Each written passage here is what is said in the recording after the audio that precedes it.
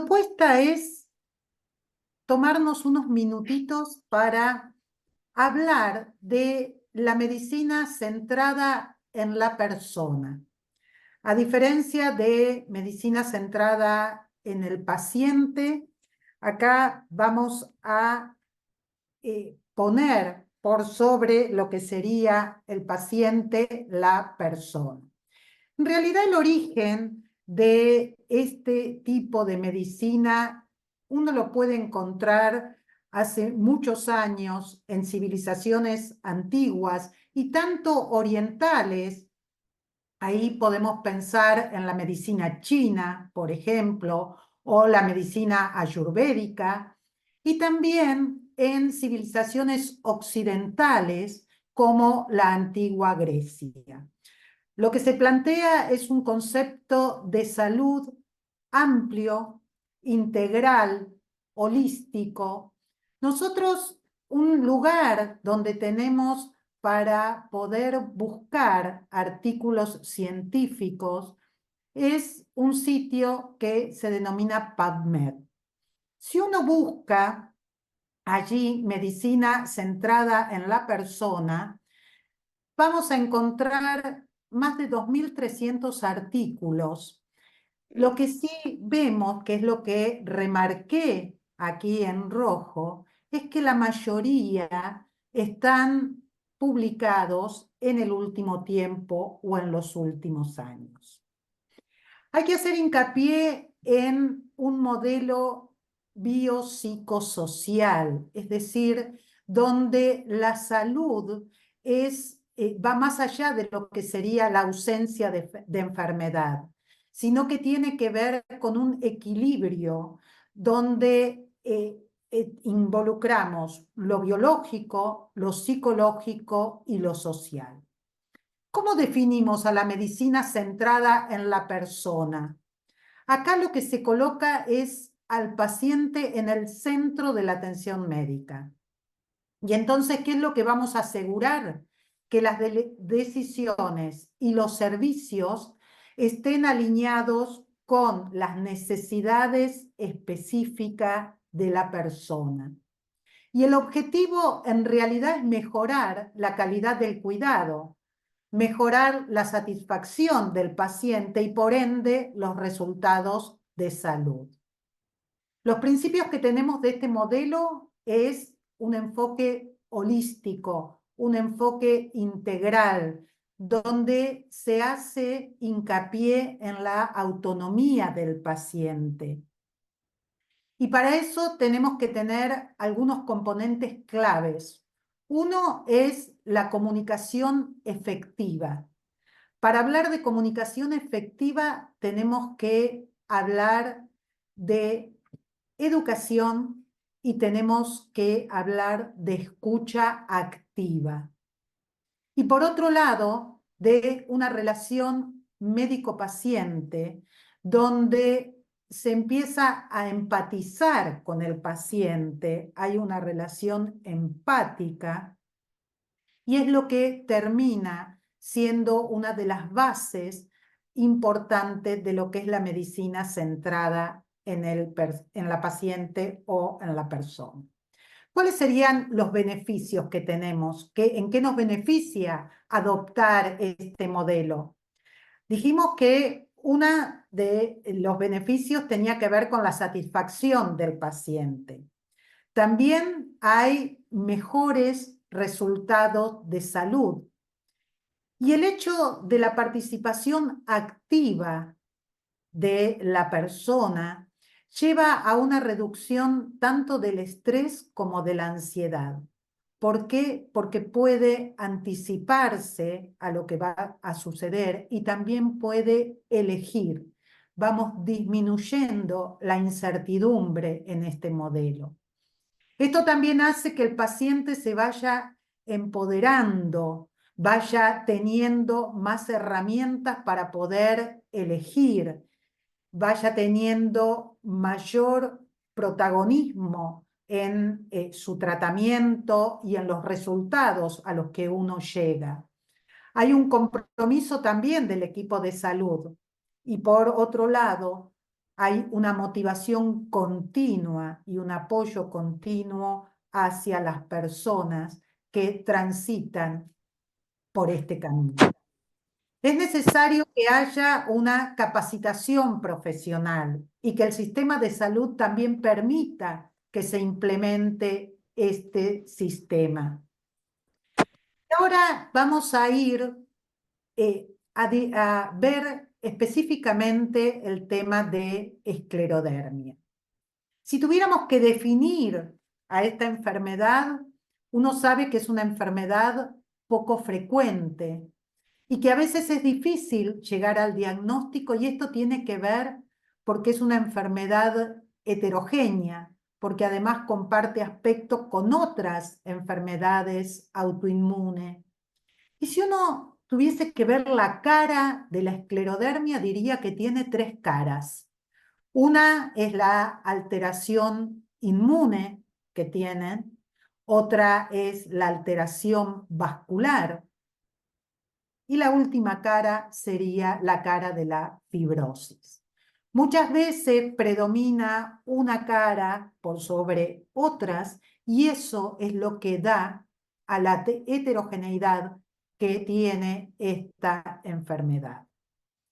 Hay algunos conceptos actuales. Uno puede decir que hay un sujeto que es susceptible. ¿Y susceptible desde qué lugar? Desde la genética y desde el medio ambiente. Y que hay algunos eventos que uno puede denominar gatillos, que lo que hace es alterar el equilibrio y da lugar a la autoinmunidad. Y empieza a desencadenarse respuestas que tienen que ver con la inflamación, que tienen que ver con la alteración vascular y que tienen que ver con la fibrosis. Y es como que generan un ciclo que va progresando y va siendo responsable del daño orgánico y va dando lugar a los diferentes tipos clínicos. Entonces, si tenemos que definir a la esclerosis sistémica, decimos que es una enfermedad muy heterogénea y que esas diferencias en la presentación clínica, lo mismo que la diferente afectación de órganos, hace que tanto el tratamiento de la enfermedad en sí mismo como de las complicaciones muchas veces se plantea como un desafío. Y esta heterogeneidad hace que tenga lugar en el tratamiento otros especialistas y otros profesionales de la salud diferentes del reumatólogo.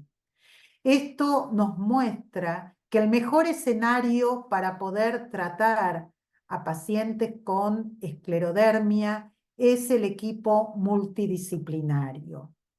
Si vamos viendo en este esquema los diferentes aparatos que puede comprometer la esclerodermia, por ejemplo, a nivel respiratorio, sabemos que está la enfermedad pulmonar intersticial, también puede haber hipertensión pulmonar. Allí da lugar a la inclusión del neumonólogo, del cardiólogo, los kinesiólogos. A nivel musculoesquelético también tiene su lugar el ortopedista, el terapista ocupacional, el fisiatra. Muchas veces para abordar el compromiso de la piel tenemos un trabajo multidisciplinario con el dermatólogo, con los enfermeros. A nivel cardiovascular también los hemodinamistas. Vuelve a aparecer el neumonólogo y el cardiólogo. A nivel gastrointestinal sumamos a los gastroenterólogos, a los nutricionistas. Muchas veces requerimos de la acción del cirujano para poder mejorar la calidad de vida. No nos tenemos que olvidar el tema ginecológico, tanto de ginecólogos como de obstetras. Y dejé para lo último algo que consideramos que es sumamente importante, que es el acompañamiento psicoterapéutico, que muchas veces en este transitar de la esclerosis sistémica, la ansiedad y algún trastorno del humor nos pueden llegar a acompañar. También hay otras afecciones que a veces no son tan frecuentes, como por ejemplo la afectación a nivel de otorrinolaringología, sobre todo del oído. Y muchas veces también estos tratamientos que en el último tiempo ha ido aumentando el arsenal terapéutico con inmunosupresores, con antifibróticos, con vasodilatadores, también hace que puedan aparecer ciertas infecciones asociadas al tratamiento inmunosupresor y por eso el infectólogo también tiene un lugar en el team multidisciplinario. Se han publicado algunos trabajos para ver cuál sería el óptimo cuidado para pacientes con esclerosis sistémica. Y en este trabajo, que fue de Países Bajos, lo que tuvieron como objetivo era identificar cuáles eran las preferencias y las prioridades tanto de pacientes como de profesionales de la salud, y cómo desarrollar ideas para poder mejorar la calidad de la atención.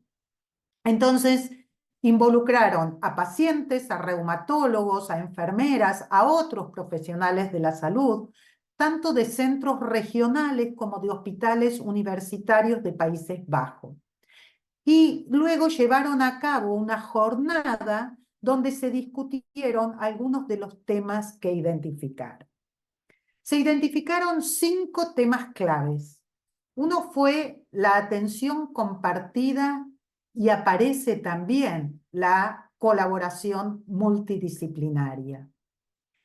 El intercambio de datos médicos, la información tanto para pacientes como para profesionales de la salud, el empoderamiento del paciente y algo que a veces nos olvidamos, la atención no farmacológica. En cuanto a atención compartida y colaboración multidisciplinaria, casi la mitad de los pacientes estaban de acuerdo con esto. Y fíjense el porcentaje de médicos. Arriba del 80% de los médicos coincidían en que el óptimo cuidado para pacientes con esclerosis sistémica estaba dado con una atención compartida y con un escenario multidisciplinario. También se analizaron algunos obstáculos que dificultaban esa atención óptima. Y vayamos a mirar primero el de pacientes. Se marcaron 3 de los obstáculos. El mayor obstáculo, con un 40%, fue número insuficiente de médicos con conocimiento sobre esclerosis sistémica. Y el que le seguía era la dificultad para encontrar médicos expertos en esclerosis sistémica. En cuanto a los reumatólogos, cuando se le pregunta cuál considera que es el principal obstáculo que dificulta una atención óptima, marcan el que no había una división clara de tareas entre hospitales, que había una colaboración insuficiente entre diferentes disciplinas. Las enfermeras coinciden en parte con la apreciación de los pacientes respecto al número insuficiente de profesionales con conocimientos en esclerodermia y también con este último punto que dijimos de que no había una clara división de tareas entre los hospitales. En cuanto al empoderamiento del paciente, los pacientes consideraban que el papel de ellos en el tratamiento y en la toma de decisiones compartidas era un papel pequeño. Aunque cuando se va a ver el porcentaje, fíjense que más del 80% de los pacientes participaron en las decisiones del tratamiento.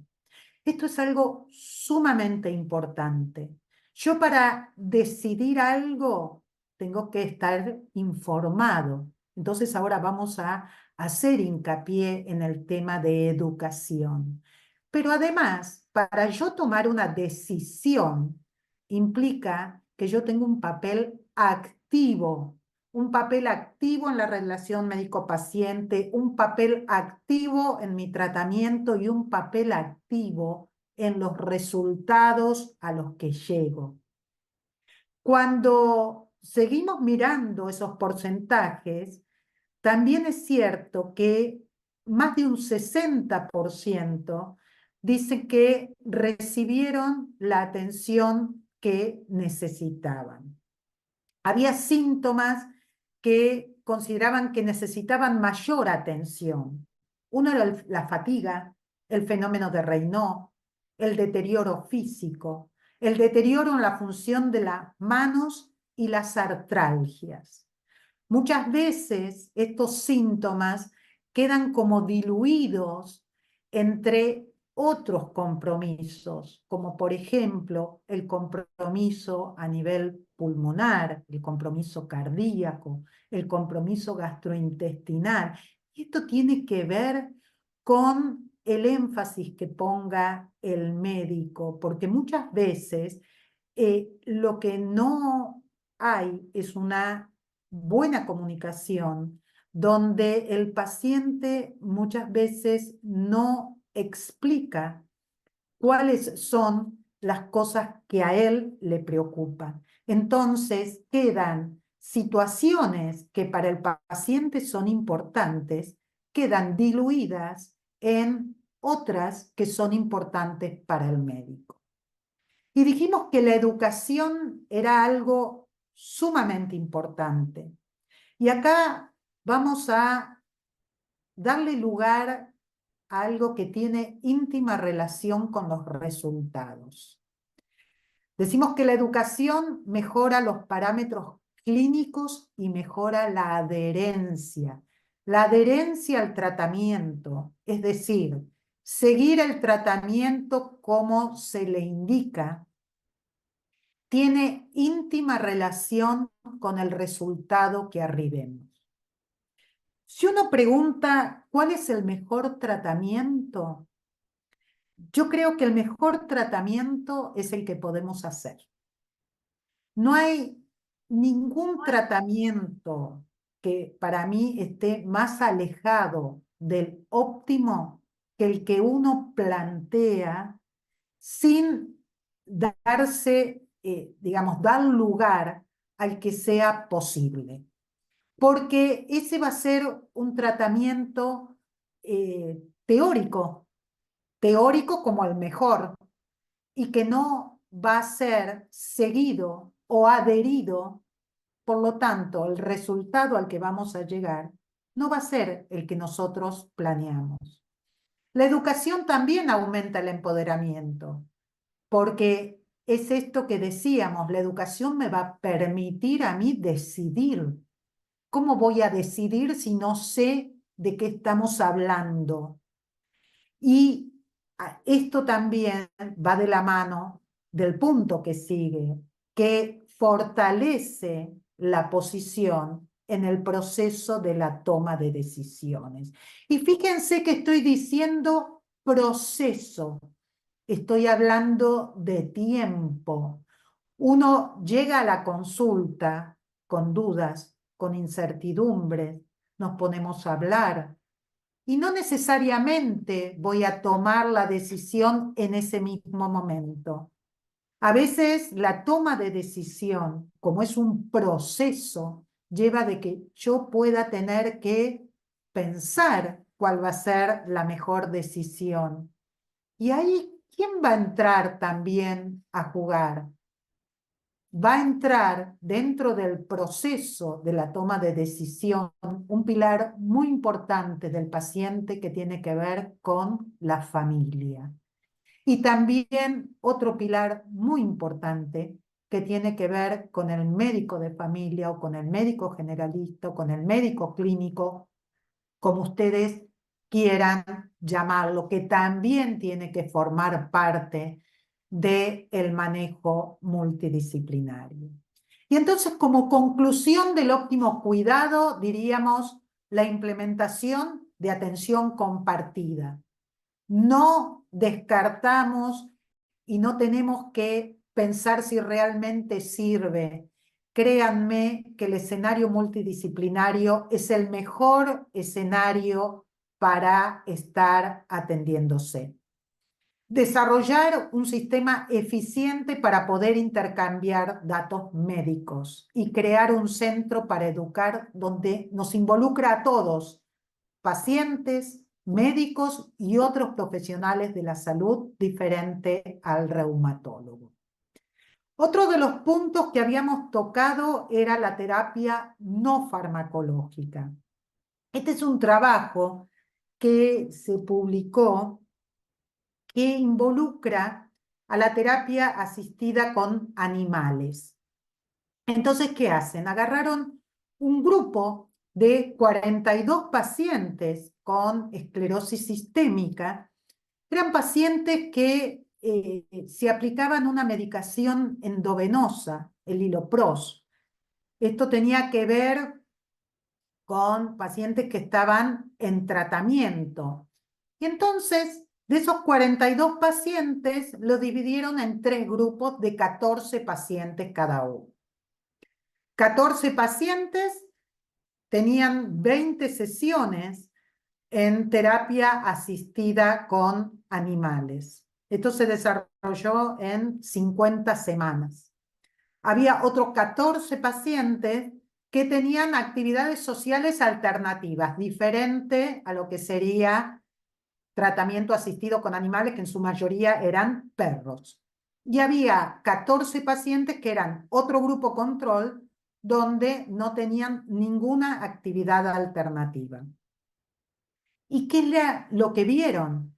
Que aquellos pacientes que estaban en el primer grupo, es decir, que tuvieron las 20 sesiones con terapia asistida con animales, tuvieron una reducción significativa tanto de la percepción del dolor, de la ansiedad, de la inestabilidad emocional y también mejoraron la interacción social entre pacientes.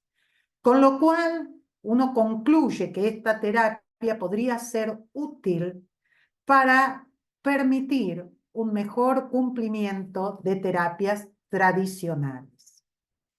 Y también se publicaron recomendaciones para manejo no farmacológico, tanto de esclerodermia como de lupus, pero nosotros nos vamos a referir a las de esclerodermia.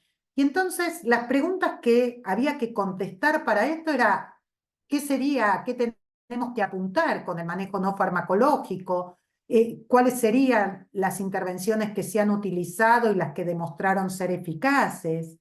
Y lo que vieron era que el tratamiento no farmacológico era una herramienta útil. Y fíjense quiénes están acá: la actividad física y la educación.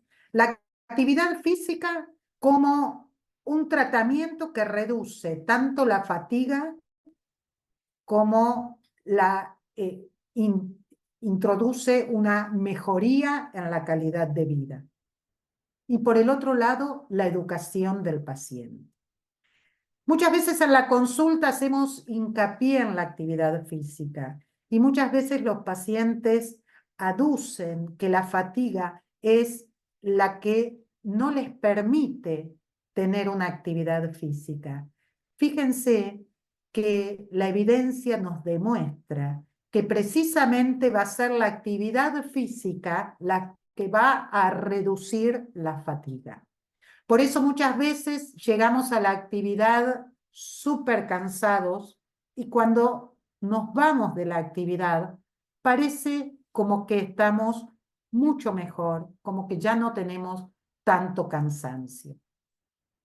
Hay recomendaciones francesas también para el manejo de la esclerosis sistémica y lo que traje para destacar de ahí es el tema de la educación terapéutica, que uno tiene que garantizar que el paciente comprenda lo que es la enfermedad. Y tienen en cuenta la educación terapéutica como parte integral del tratamiento y como parte del cuidado del paciente. ¿Por qué? Porque ayuda a aliviar síntomas y también ayuda a prevenir complicaciones.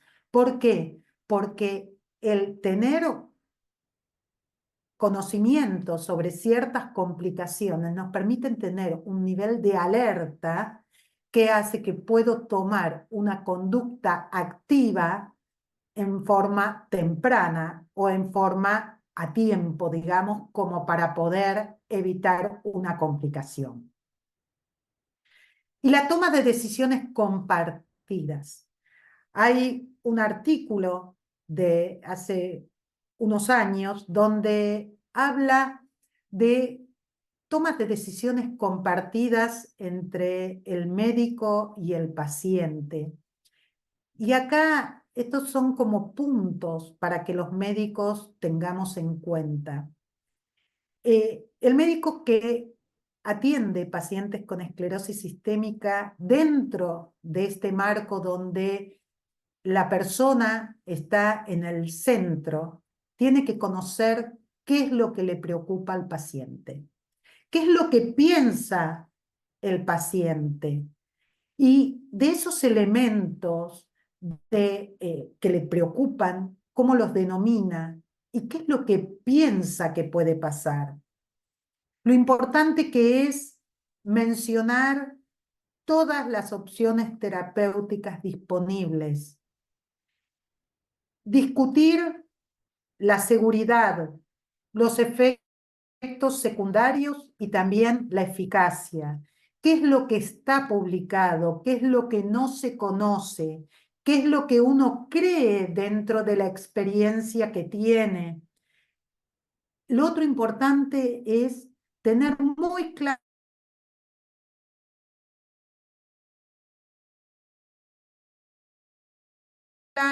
cuál es la expectativa del paciente. Pasa que hay una expectativa diferente del paciente a la del médico.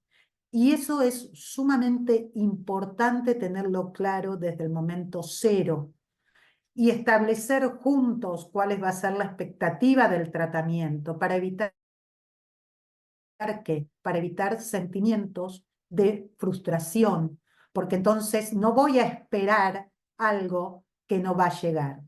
Y de este modo, juntos podemos conseguir los mejores resultados.